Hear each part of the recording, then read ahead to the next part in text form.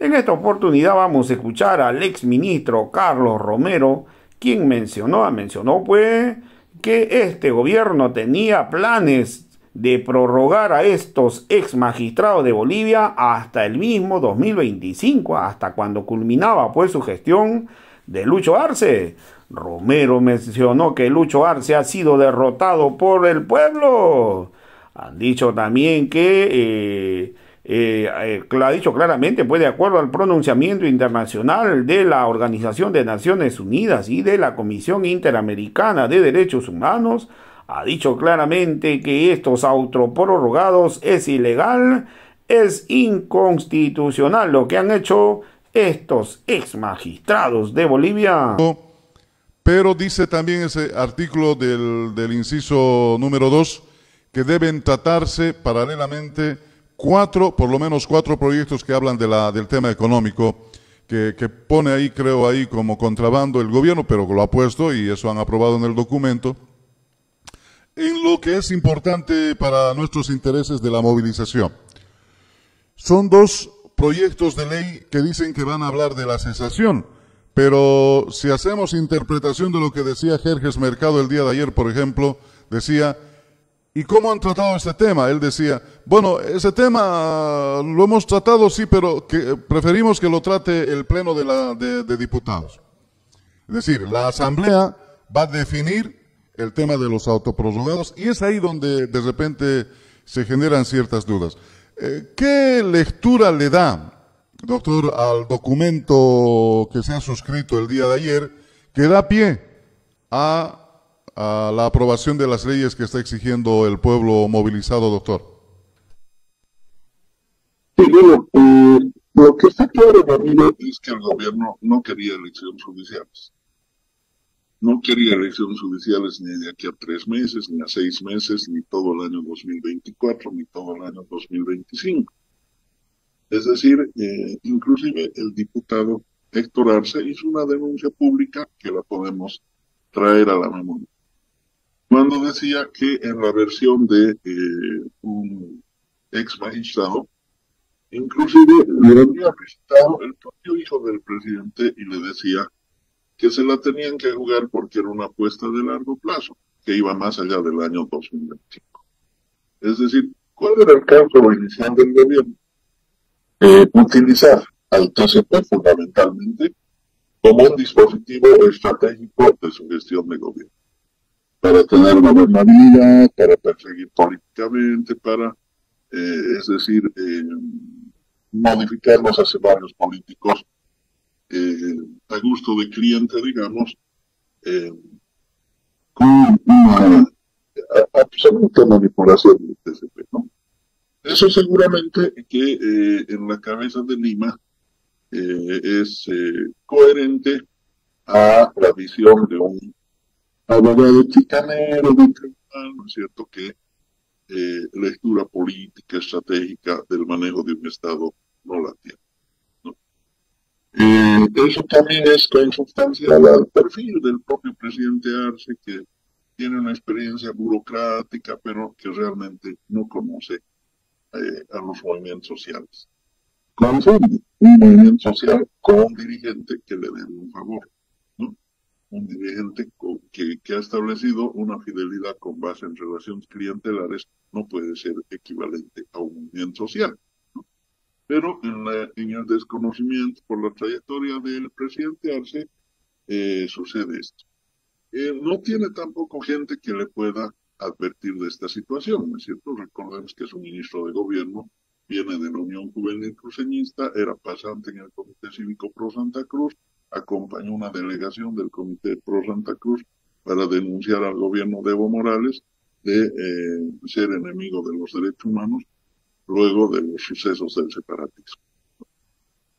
No tiene tampoco esa visión en su Ministerio de la Presidencia. Recordemos que la ministra de la Presidencia viene de una familia de tradición adenista, rancerista, muy conservadora en el medio cruceño, ¿no? Tampoco puede tener esta visión en su vocero presidencial, pues recordemos que el vocero presidencial era uno de los operadores políticos de Manfred Reyes Villa con algo mismo, ¿no? Entonces, ¿quién podría darle una visión más amplia de cómo funcionan los movimientos sociales? Tal vez su asesor Hugo Moldis, uno esperaría que sí, pero tampoco la escuela de Hugo Moldis tiene una trayectoria con respeto, digo, por su trayectoria política, pero tampoco es que Hugo Moldis haya sido, digamos, muy cercano a los movimientos sociales en su nueva dinámica. Él viene más bien de una izquierda más tradicional, de esa que veía a los movimientos sociales desde arriba, digamos, ¿no?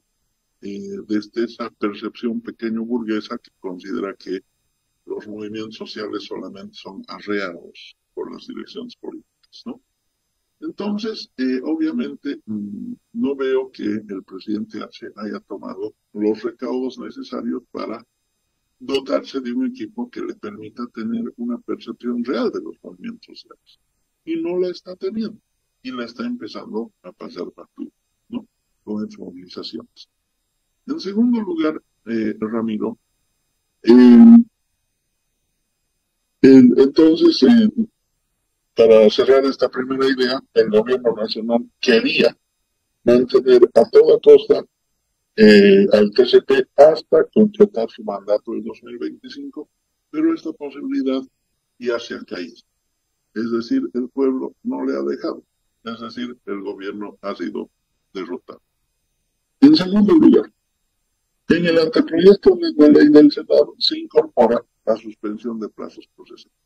¿Por qué se incorpora la suspensión de plazos procesales? Porque implícitamente se está desconociendo la autoprórroga, ¿no es cierto? Y si la autoprórroga quieren tratar en el seno de la Cámara de Diputados, en fin, bueno, pueden tratarlo. Unos dirán que hay que reconocer, y me imagino que los que actúen en apego a la Constitución, con una lectura adecuada de la percepción de lo que quiere el pueblo, y con un compromiso patriótico con la democracia y el Estado de Derecho, que para reconducir las cosas, para salvar la institucionalidad, porque la institucionalidad está en juego. Es decir, uno no puede gobernar con instituciones de facto. El Tribunal Constitucional es un ente de facto en este momento. Lo mismo el Tribunal Supremo de Justicia. Entonces, no pueden haber entidades de facto en un gobierno democrático. De tal manera que, con apego a este razonamiento, pues, tendrá que declararse expresamente cesada la función de quienes en Sucre están todavía aferrándose al ejercicio del cargo. Muchas gracias, doctor. Estamos conversando con el doctor Carlos Romero en su calidad de analista, constitucionalista, abogado de profesión.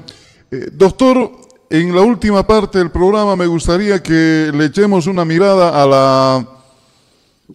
la reacción internacional que hubo. Recordemos que hace una semana, un poquito más atrás, la Organización de Naciones Unidas, a través de su relatora especial, ha hecho una observación y ha manifestado una preocupación gravísima de lo que pasaba en Bolivia en relación a las elecciones judiciales, por un lado.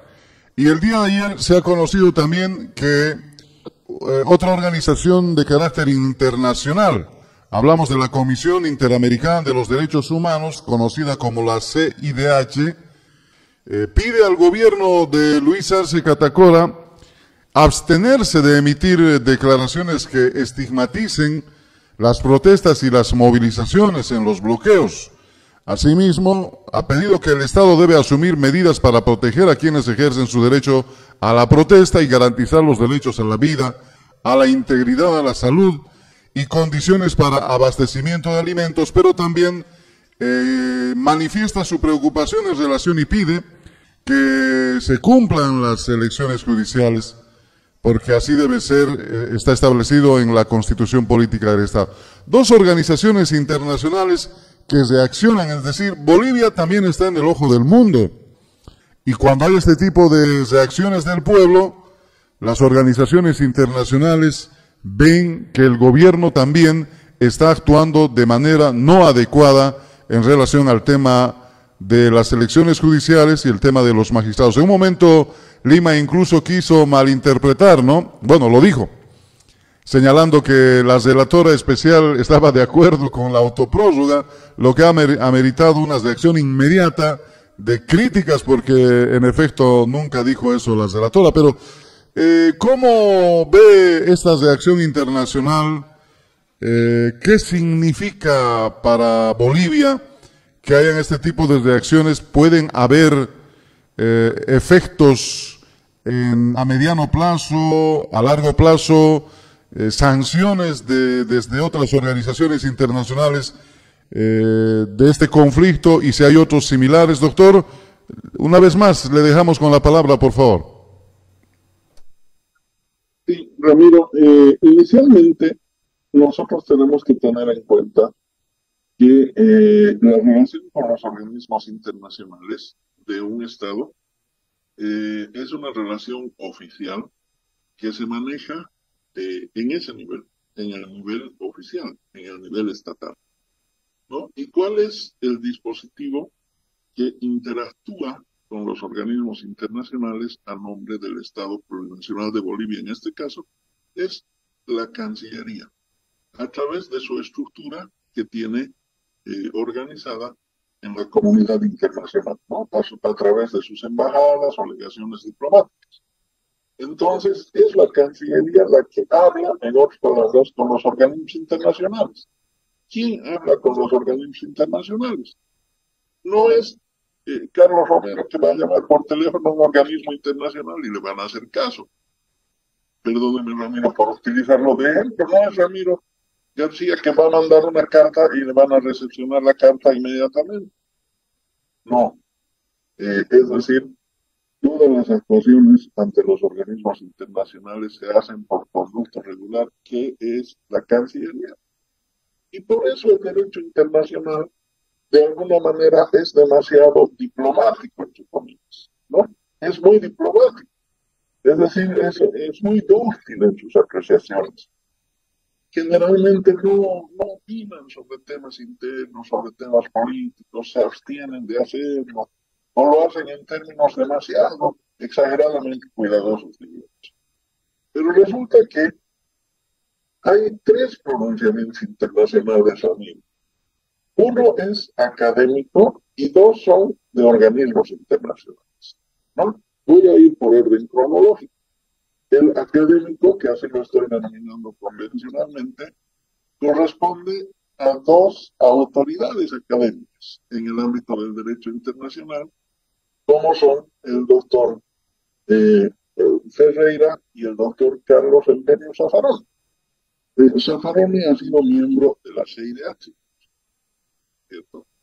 Entonces, son personalidades que han cumplido diferentes cargos públicos, cargos académicos en universidades, reitero, en la propia CIDH, y tienen una palabra pues autorizada en el mundo académico y en la opinión pública nacional e internacional de los diferentes países. Entonces, resulta que estos dos académicos se pronunciaron y calificaron en última instancia, cuando menos, de absolutamente inverosímil, difícil de creer, el extremo, diríamos, del ridículo, esa decisión de la autoprograma. Y obviamente la calificaron de ilegal, en fin, de un organismo además que ya se había descalificado por pretender incorporar en una sentencia de un amparo constitucional un tema que nada tenía que ver en la parte considerativa referida a la reelección. Luego viene el pronunciamiento oficial de la relatora de Naciones Unidas para la independencia judicial. Naciones Unidas está organizado en diferentes organismos, ¿no? Hay un organismo especializado en temas que tienen que ver con la alimentación, que es la FAO. Hay otros organismos especializados en otras materias, en fin, pero el organismo oficial de Naciones Unidas que se ocupa de preservar la independencia judicial es la Relatoría de Naciones Unidas para Asuntos Judiciales. Y en este caso, esta relatoría ha dicho de manera expresa que, que, que la autoprórroga está expresando una subordinación del órgano jurisdiccional al poder político y que además la autoprórroga está dejando en situación de indefensión a la población boliviana porque no se han hecho las elecciones judiciales y que lo que corresponde es hacer las elecciones judiciales. Es decir, tiene tanta magnitud este pronunciamiento que ¿con quién ha hablado la Renata? No ha hablado con Evo Morales, no ha hablado con las bancadas parlamentarias, no ha hablado con Ramiro García, no ha hablado con la prensa, no. La relatora solamente habló con las autoridades bolivianas. Y las autoridades bolivianas le han debido decir, no, mire, señora relatora, todo está en orden, el pueblo está alegre, tiene un beneplácito, porque así era, como dice Lima, ¿no? El pueblo pide que continúen porque dicen que necesitan a estas autoridades judiciales. Pero resulta que obviamente habrán hecho también sus propias indagaciones, en fin, para emitir un pronunciamiento. Muchas veces mandan sus misiones, tienen también su estructura internacional en nuestro país, habrán cruzado información y han hecho un informe técnicamente perfecto porque han estudiado adecuadamente la normativa boliviana. No, entonces, ese pronunciamiento de la relatora de Naciones Unidas ha sido demasiado fuerte, ha causado un verdadero estruendo internacional en sentido de que la máxima organización de la comunidad internacional en niveles de estados, la Organización de Naciones Unidas, ha dicho que la autoprórroga es inconstitucional y que obedecía a una subordinación del dispositivo judicial con relación al dispositivo político. ¿Por qué es importante esto? Porque nosotros hemos hablado del auge, ¿no? Entonces, la utilización de los dispositivos jurídicos con fines políticos queda claramente establecido en los razonamientos de nuestros dos profesores académicos que señalaba antes y quedan, ¿no es cierto?, insertos en un comunicado especial de Naciones Unidas. Porque, Ramiro, toda esta coyuntura, además del tema estrictamente judicial, está dejando una lección a la sociedad nacional y a la comunidad internacional, y hay que tener la suficiente madurez para hacer esta interpretación. El pueblo boliviano no va a aceptar ningún tipo de laudo, no lo va a aceptar. No va a aceptar la manipulación política de dispositivos institucionales, ¿no? Entonces, eso también está inserto en el pronunciamiento de Naciones Unidas. Pero resulta que en las últimas horas conocemos un otro pronunciamiento, que es el de la CIDH, que es el sistema interamericano. Ya no Naciones Unidas, sino el sistema interamericano. Se pronuncia en dos sentidos. Uno, aprueba una medida cautelar, porque, Ramiro, el carácter de esa declaración es el de una medida cautelar, es decir, una medida precautoria. Dice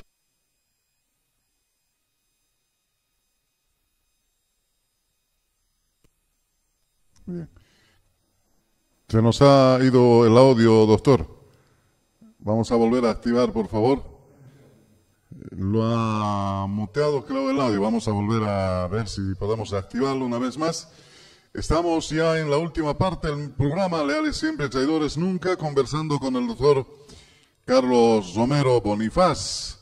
El tema que nos demanda en esta mañana tiene que ver con el conflicto que tenemos en el país, el tema de los autoprorrogados y todo lo que en conflicto concierne las reacciones del pueblo de Bolivia y el compromiso ahora que se tiene, además de los organismos internacionales que también están observando. Doctor, sigamos por favor, adelante, lo escuchamos. Bien. No sé si ahora se escucha, Ramiro. Sí, lo estamos escuchando, doctor. Perfecto. Entonces yo decía, esto tiene el valor de una medida precautoria en sentido de que el sistema interamericano, que no es un sistema interamericano que tenga los mejores antecedentes para los movimientos sociales de Bolivia por la situación generada en 2019, ¿no?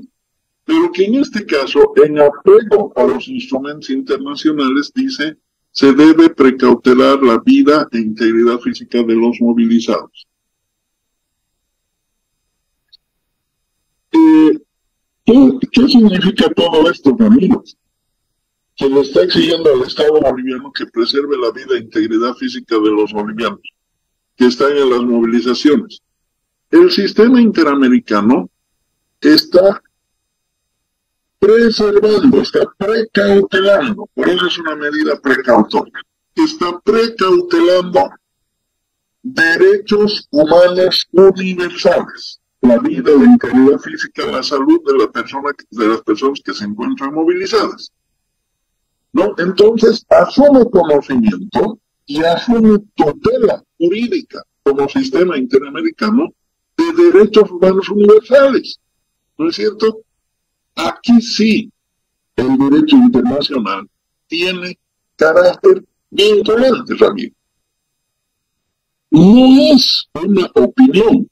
Las opiniones, como dice su nombre, usted es periodista de primera fila, afortunadamente, sabe que una opinión es eso, es una opinión, es un criterio.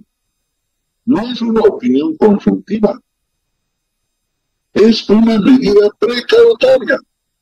Y la medida precautoria, a diferencia de la opinión, sí tiene carácter vinculante.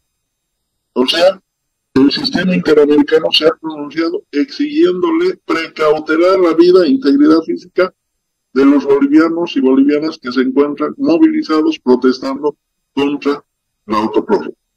Bien, entonces el sistema interamericano está haciendo valer los instrumentos internacionales en materia de derechos humanos de manera vinculante y obligatoria.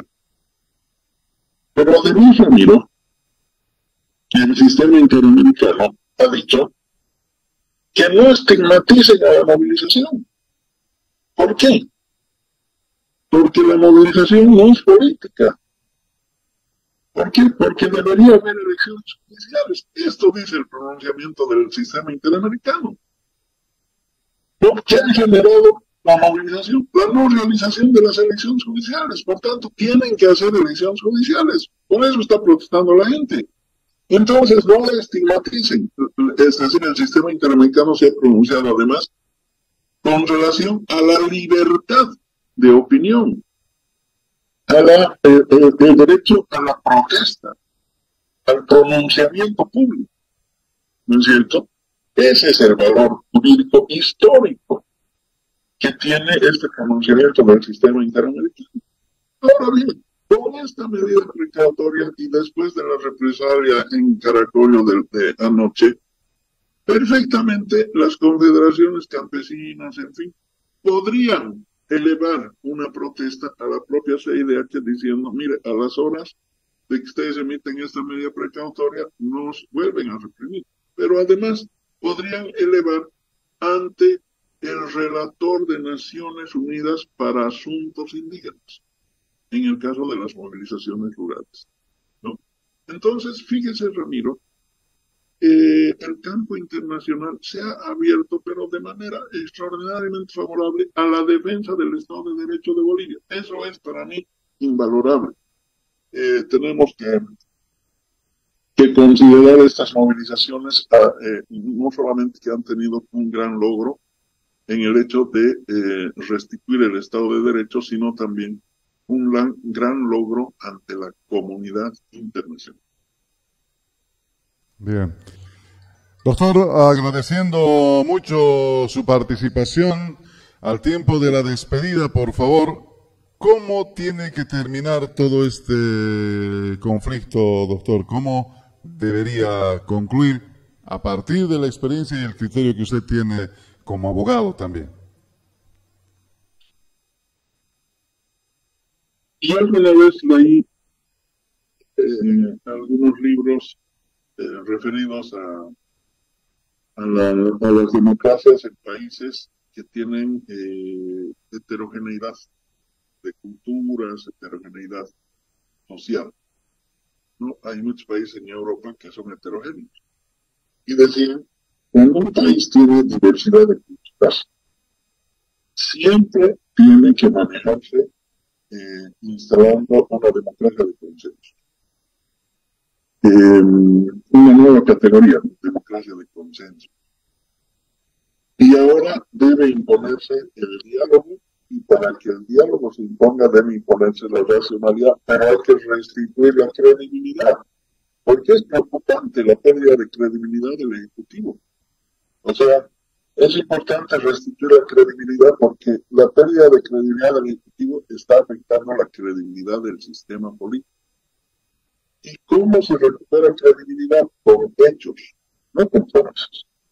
No es con cartitas de amor o con ramos de flores. No, es con hechos. Entonces, hay que tomar las decisiones adecuadas para viabilizar la restitución del Estado de Derecho, dejar sin efecto la autoprórroga, y los señores de Sucre deberían tomar la iniciativa, ¿no es cierto? En vano se están aferrando. Molesta más cuando sale el supuesto presidente del Tribunal Supremo de Justicia, que ni siquiera ha sido posesionado por el decano, porque el decano renunció, ¿no? Hasta en la forma, digamos, han vulnerado sus propios procedimientos internos. Entonces el señor Jaime sale todo panchote ante la prensa y dice, el Tribunal Constitucional tiene que hacernos respetar, dice. No, entonces imagínense, lo que genera mucha más furia en la población. No, ya no es aquí un tema de masistas, antimasistas, evistas, no. Usted va a cualquiera en la calle le pregunta, la gente está furiosa, considera ya demasiado cinismo. Entonces, eso tienen que valorar, calmar el malestar ciudadano, porque si no las cosas se van a complicar. Muchas gracias, Ramón.